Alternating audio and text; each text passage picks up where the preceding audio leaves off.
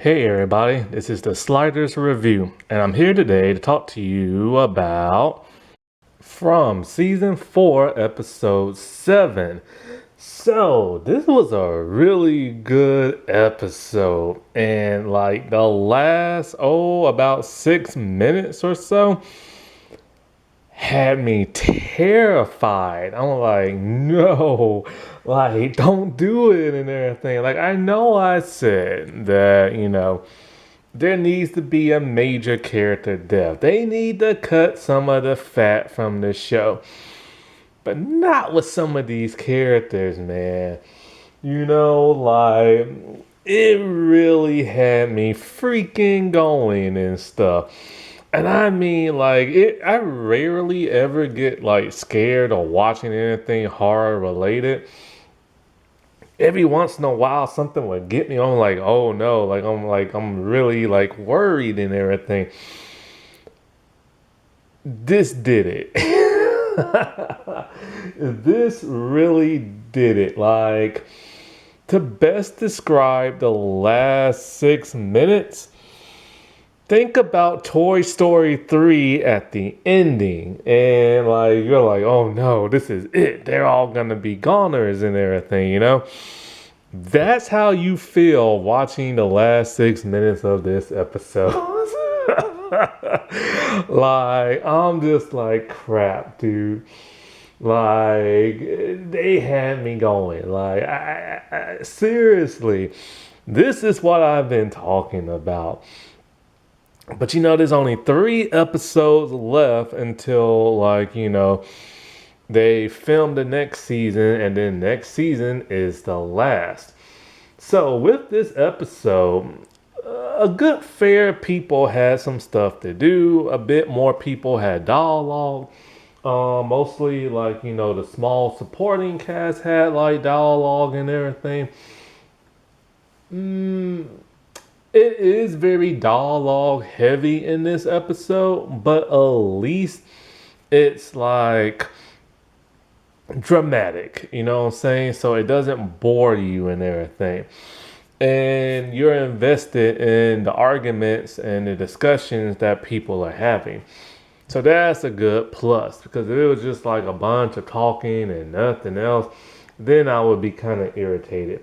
There are two, like, horror scenes, two horror action scenes at the end. So, two for the price of one in this episode. So that's a real good thing. You get the monster people. Thank God they are finally back and just as creepy and scary as ever. The monster people feel like zombies. Like, they really do. Like Walking Dead type zombies. Really slow. Then they all start to gather. Then we get kind of this, like, dead person transformation doll type thing. I think his name was Greg. The dude who died from, like, the giant doll and everything.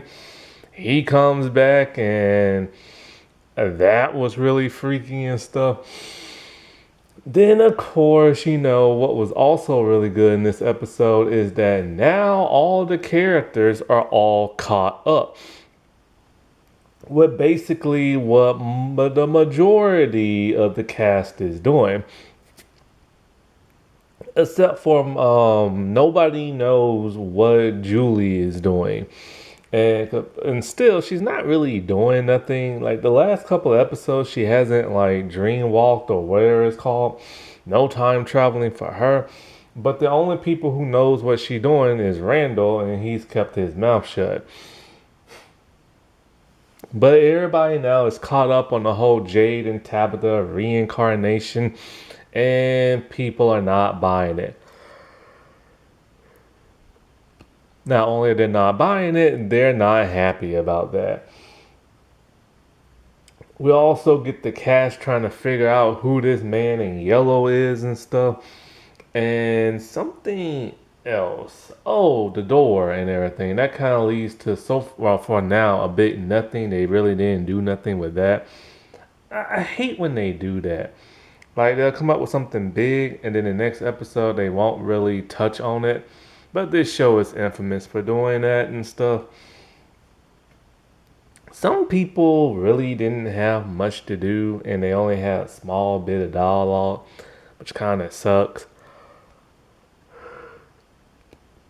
Oh, I'm so tired. Like, I'm exhausted.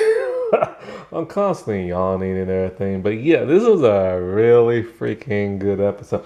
How is this show not on DVD? Like, I don't get that. Like, I really don't. And not only is it not on DVD, but like, it has a high Rotten Tomato score, which really doesn't mean nothing, but at least the people like it. You never see this trend on Twitter. Like, I have never seen this show trend, ever. And I do wonder how many people actually know about this show. A lot of people have to know about this show because, I mean, it's gotten 4 seasons already, high Rotten Tomato scores. A few people on YouTube talk about it and everything. But it's kind of like, I wonder how like bit of a broad scope an audience this show has. I mean, even the people on the show, they get nominated. So yeah, I just wish more people was talking about this. So, all right, then get into some character bios in no particular order, starting with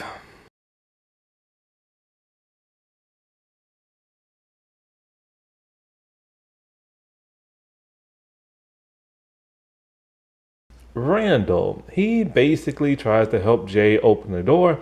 No luck. They put a talisman on it, and that's about it. Danny. So once again, she doesn't do much. All she does is like play with that little toy, be smart to like, Boyd and everything, and be frustrated that, he put her on duty of having to go through everybody's stuff.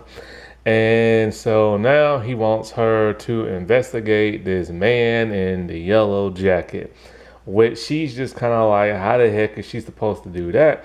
And she has no intel on him. She doesn't know what he looks like, doesn't know his name. Nobody else in town knows who he is. And so that's her task now. I am very surprised she has done nothing since like the first 2 episodes.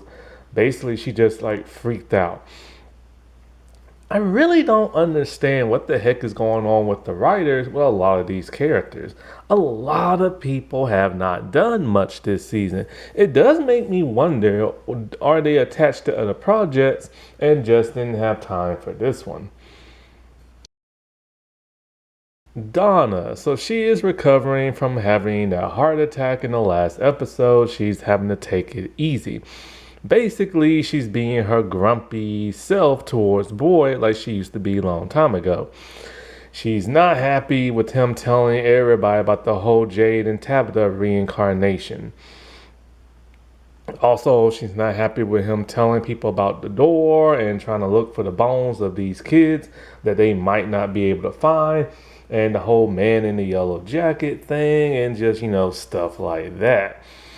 And so she's also not happy that he put a hole in her wall that found the door that they cannot open. Other than that, she tries to get out of bed and walk around only for Fatima to like put her back in bed and they have a heart to heart. Julie, she is being her season 1 butt-headed self. She's frustrated, she's pissed like always. And so she's rebelling by smoking pot. Only to lie to her mom. My mom asks you, what are you doing? She's all like, nothing. She's like, I can smell it through the window and everything. Julie has not dream walked in a very long time, or whatever that thing is called, where she time travels. She's basically given up on that for now and everything. But after Boyd spilt the beans about Tabitha being reincarnated, she is just not happy with that. And she believes it's all a bunch of crap and refused to believe into it just like many other people in the show, which is strange. These people can believe in monster people. They can believe in folks having hallucinations. A woman giving birth to a grown dead man. But they can't believe in reincarnation?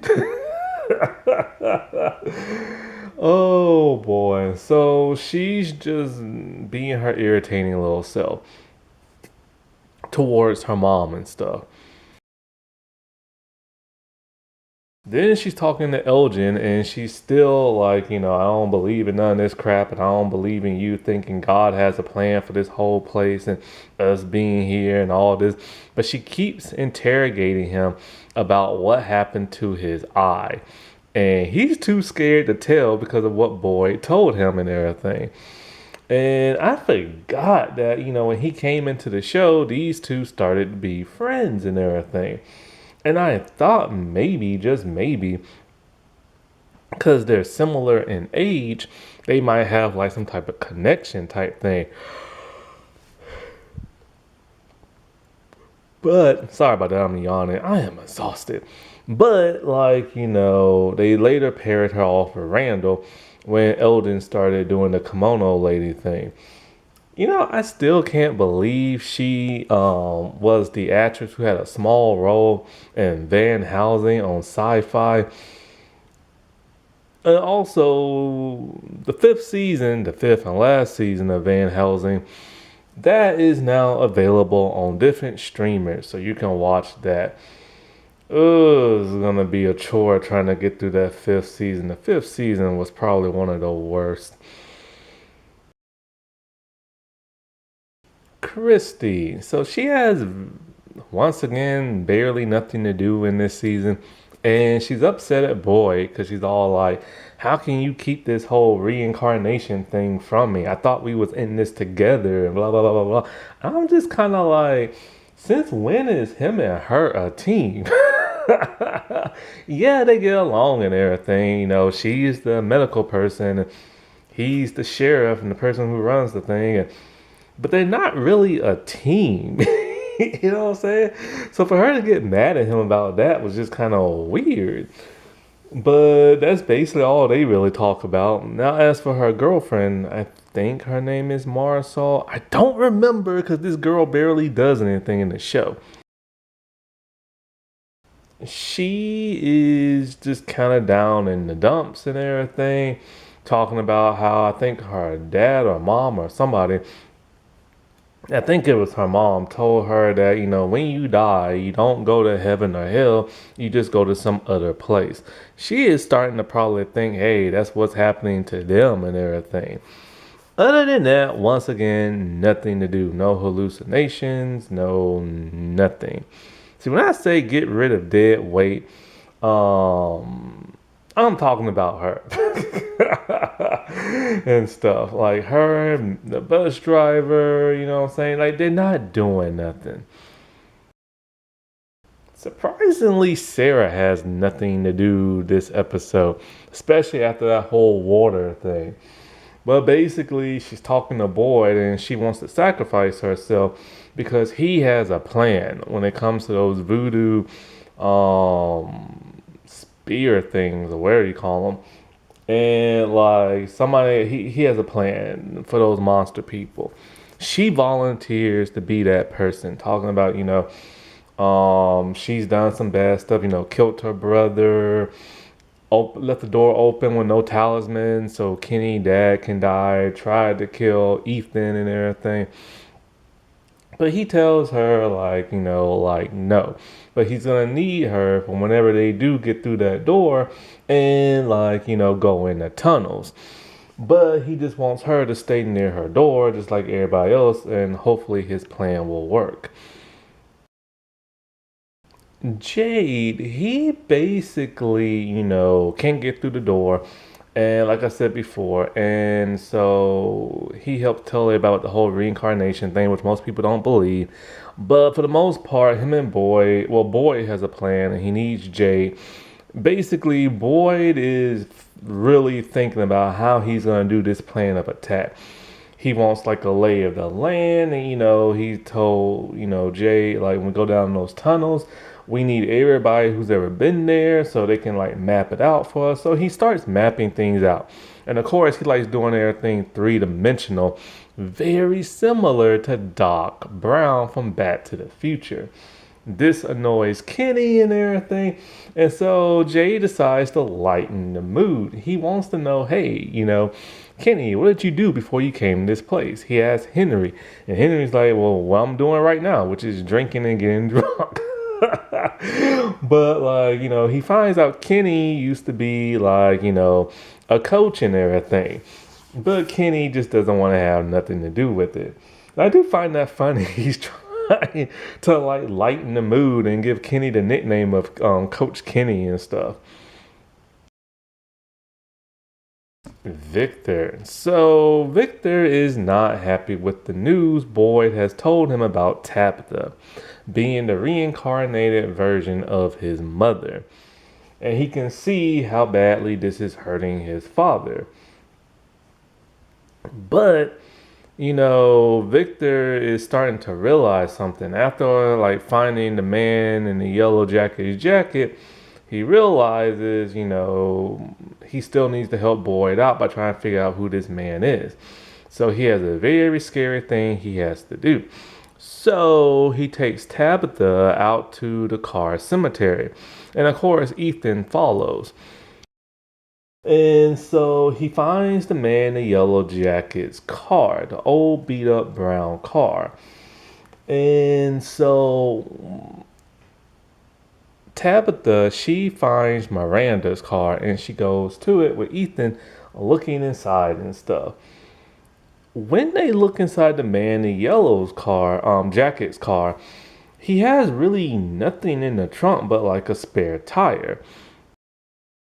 But then Victor finds a bag and he also finds some papers. I don't know why he didn't take the papers out, because most likely it's probably the deed to the car or something, and it probably has the man in the yellow jacket's name on there.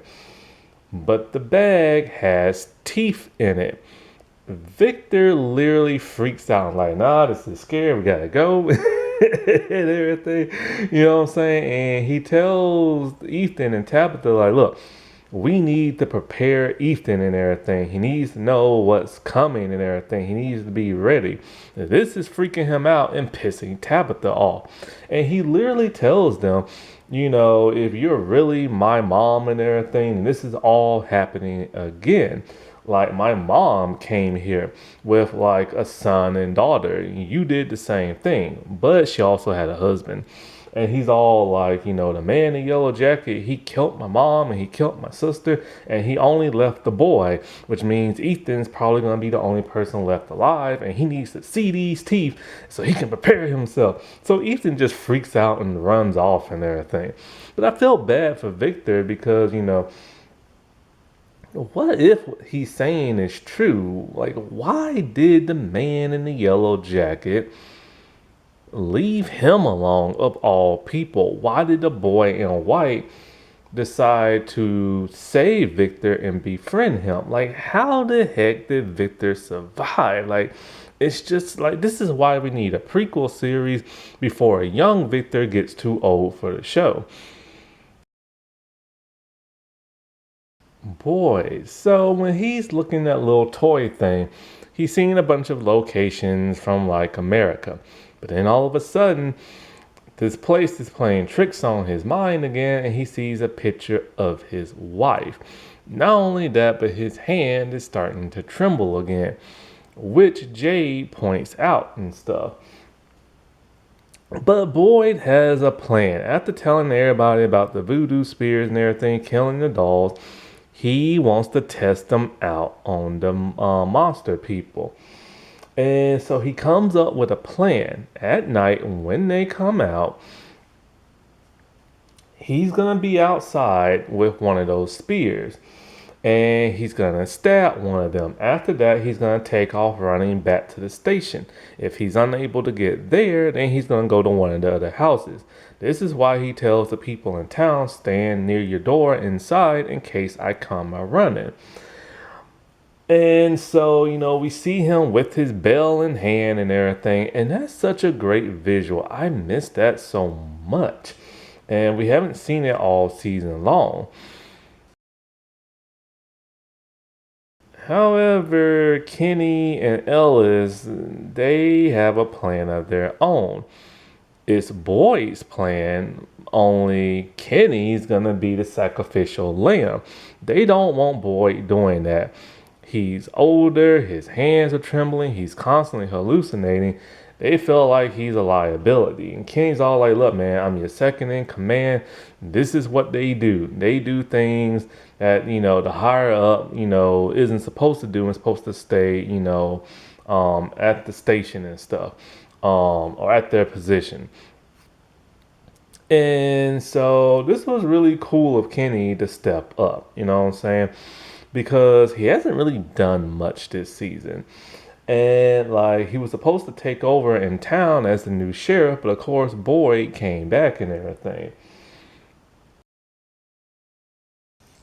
Henry, oh my god, poor Henry, man. This man is so sad. Like all he's been doing after finding out his wife got eaten is like just get drunk. And he's just so upset. And so he does not want to hear what Boyd has to say about Tabitha being his wife, reincarnated and stuff. He thinks that it's just a full of like crap and that everybody's crazy for wanting to believe this and tells everybody in town, don't believe this. This is not true. Now, as for like last week episode, when he drunk the man in the yellow jacket's blood unbeknownst to him.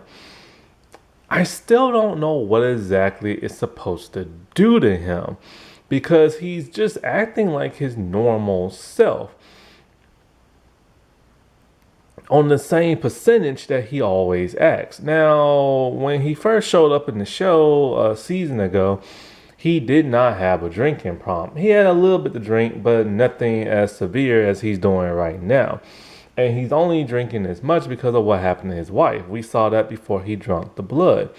We also seen that like he gets defensive and wanting to like, very mouthy when he gets drunk. This happened before the blood. So I'm not really sure what the heck is happening, but he is now starting to hallucinate. There's an IV hooked up to his wrist and he's on a monitor. And then he starts to hallucinate after talking to Jade. He's not all happy about like Jade being Miranda's husband and stuff. Whew, so tired. Boy, I'm tired. But then he starts to hallucinate that he's in a hospital, hooked up to an IV, there's some nurse monitoring him, and Victor's in a suit. Why is he having this hallucination? I don't know. Is it an effect of the blood? How? Because the man in the yellow jacket can make you hallucinate from being at a very far away distance. So why would he need to spike what's his name's drink? I just don't know. Sophie, aka the man in the yellow jacket. So when Boyd starts talking to everybody in town about the whole Tabitha and Jade thing, she's there. Then here's the interesting thing. She gets spooked when she sees the voodoo spears and stuff, the totem pole spear things. I'm just kind of like, Boyd's all like, they killed dolls with this and blah, blah, blah. And so she knows, or he knows exactly what this is. You know what I'm saying? And then he goes to talk to Boyd, all like, is this a safe plan? What are you going to do? And sadly, because Boyd has no idea, Sophia is the man in the yellow jacket, he spills the entire plan. And so the man in the yellow jacket is going to have to act fast. We see him go to the farm and start sniffing some eggs. And I'm all like, oh, I bet you anything he's looking for a stillborn egg. And that's exactly what he does. Then he goes into the barn where that man was killed by a doll. And then he says some kind of magical spell and he cracks the egg on the man's chest and blood and yolk is in there. So I'm all like, well, he must gonna resurrect him and everything. Why else would he need something that used to be alive?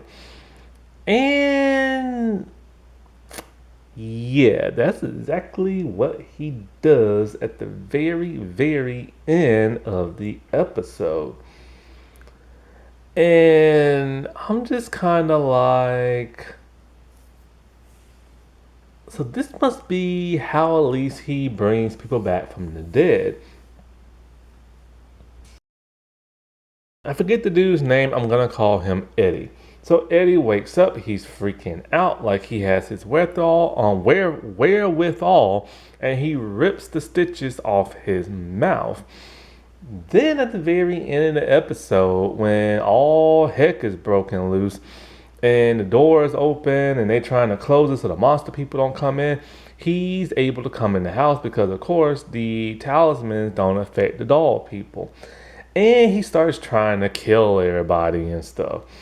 And guess who's there also? Sophia, the man in the yellow jacket. And so the woman who had her face burnt, she's freaking out and everything like that. Then comes Elgin and stabs the holy crap out of the doll man, which the man in the yellow jacket just looks on in a very irritated way. Let me talk about Kenny, the man, the brave man himself. The man that had me terrified for 6 full minutes. So Kenny's instructed on what he's gonna do. Boy tells him, look man, stab and take off running. Don't you stand there and wait and see what happens and stuff. So they start waiting for the monster people to come. Elias is keeping a watch, counting how many's coming in from which direction. We see Kenny go out there, right? And we see one of the monster people come from the back of the station. Whew, I'm tired. Come back from the back of the station. And so he sees, I think, the milk delivery dude, and he just stabs that man. And so, like, he's in pain. One of the monster lady is screaming, which we haven't heard them scream since season 2. And then I knew what was gonna happen. Same thing that happened when Boy shot one of the monster people with that tainted blood. No, it wasn't tainted blood. It was tainted something else. Bile, that was it. For when he killed one of the monster people with that infected blood, and the bile came from the dead people because they have no liquid in their bodies. And so he put the bile on a bullet, supposed to be his magic bullet. Nothing happened. And just like with the totem pole spear thing, nothing happened. It don't kill the monster people. Which now makes me wonder, why did Sophia, aka the man in the yellow jacket, get spooked when he saw the spear thing? If it doesn't affect the monster people, then he should have nothing to worry about other than the dolls dying. So Kenny literally just stood there like Boy told him not to, but then he took off running.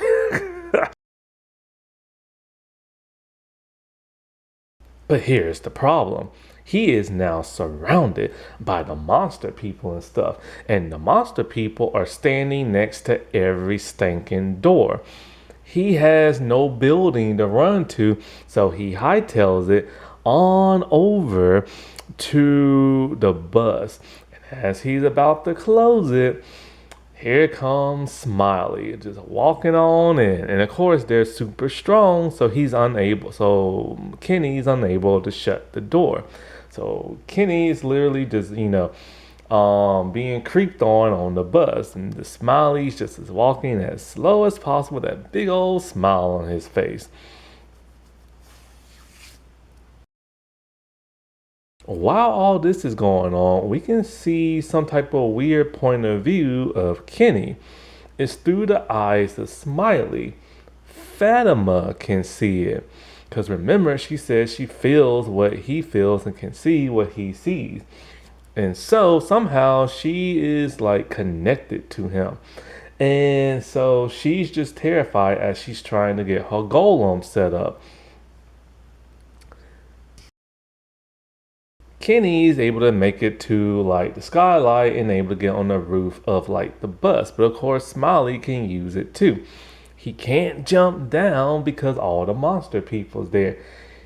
I'm all like, oh my god, they're about to kill Kenny. Like, no. Kenny's been through too much, okay? Episode 1, Dad dies because of Sarah. Season 3, his mom tries to help the cows get back into the barn because the monster people let them out, only for them to, like, torture her and rip her apart in front of Boy. Then he lost his girlfriend to Marisol, or whatever her name is, because he didn't know Christy was dating somebody else before they started dating. And because she thought she'll never see her girlfriend again. But then in season 2, she shows up and then he gets dumped. Then he becomes a new sheriff, only to get that position taken away because Boy comes back. And then him and Boy get into like this huge argument, and he hates Sarah, and he was gonna kill Sarah. And the man's been through too much. I'm like, nah, don't kill him. But it would be a death, that fans will be like, okay, it sucks, but at least they're taking stakes. And so, like, as Smiley turns into a monster and about to rip Kenny apart, Fatima screams out no and stop. Somehow, this causes Smiley to stop and de-transform, only for Kenny to push him off the bus and then get back inside. Once inside the bus, Kenny slams the door and makes sure the talisman is properly secure. So now they have a defense, at least against Smiley and everything. Fatima can somehow control him and stuff. Yes, it was like a fake out, almost death, but thank God Kenny is dead. I mean, alive. Thank God that man is alive. I could not take it if they killed this dude off. You know what I'm saying? Plus, it would have looked bad for the show because they would have killed 3 Asian people off. And so, yeah, thank God Kenny is alive, man. I mean, it sucks. It's kind of like the Glenn fake out death thing, but hey, he's alive and that's all that matters. So yes, this episode was very, very, very good in my opinion. It's just as good as that one episode where the dolls came to life and everything. And this is exactly what I'm talking about when it comes to this show. This is how every episode used to be and everything. But for some reason this season, it started to slow down. I can't believe there's only 3 more episodes this season and then one last season. Alrighty, well, I'll talk to y'all later. Bye.